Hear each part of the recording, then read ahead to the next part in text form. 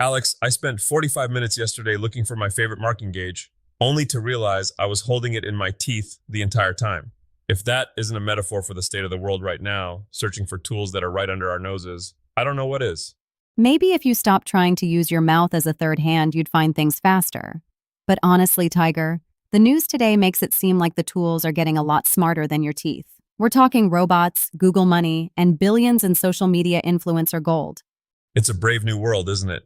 I remember when automation meant the power feed on my old Bridgepoint didn't blow a fuse. Now we're looking at things like the TechRum Easy Welder. It's a Cobot, a collaborative robot. It's got two stations. You set it up so the iron-lunged machine is laying down perfect beads on one side while you're over on the other side, sipping a lukewarm coffee and prepping the next jig.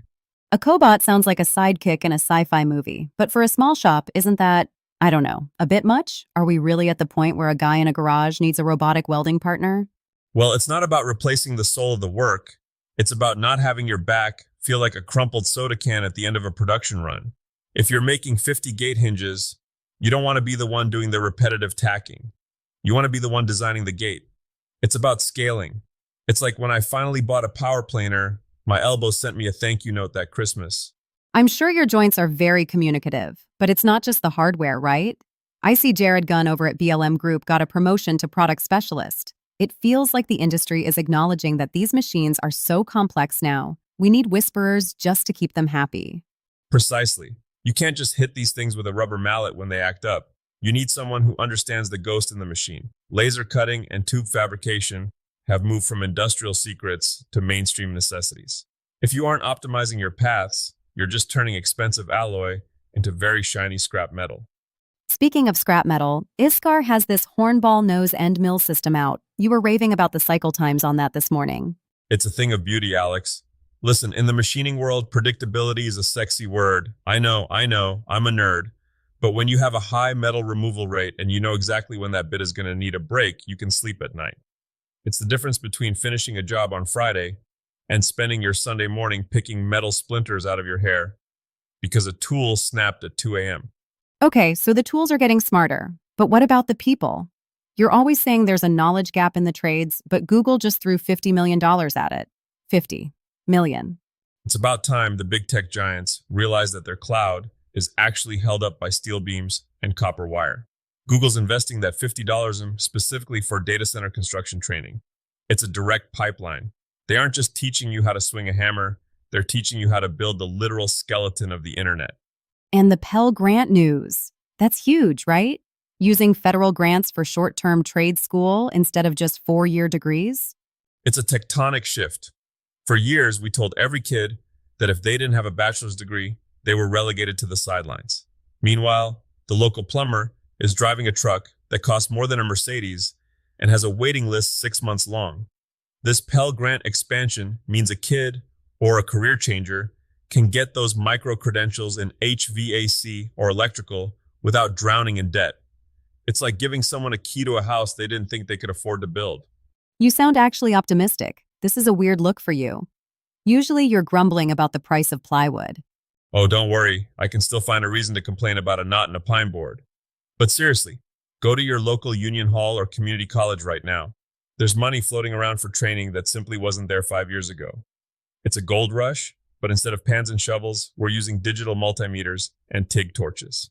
Let's pivot to the maker mogul side of things. We're talking about the business of being a creator. The data for 2026 says influencer marketing is a $32 billion industry. Tiger, does that mean I need to start a TikTok where I dance while you're trying to use the lathe? Please, for the love of all things holy, do not dance near the lathe. My insurance won't cover rhythmic injury. But look, the point is that people don't just want to buy a table anymore. They want to buy the story of the table. They want to see the sweat, the oops moments, and the way the grain pops when the finish hits it. If you're a maker and you aren't filming your process, you're leaving your best marketing tool in the shavings on the floor. But it's exhausting. Every maker I know says the same thing. I want to build stuff, not spend 6 hours editing a reel and arguing with Instagram's algorithm.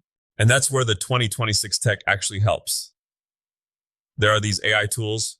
One called Creator Flow is the big talk right now. It handles the captions, the DM automation, the boring administrative sludge, It's like having a shop apprentice who only lives in your phone and doesn't ask to borrow your expensive chisels.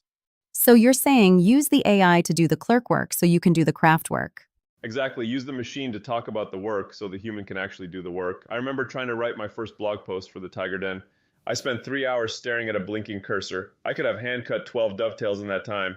Now, you give the AI your rough notes, it cleans them up, and you get back to the sawdust. Let's talk about that sawdust.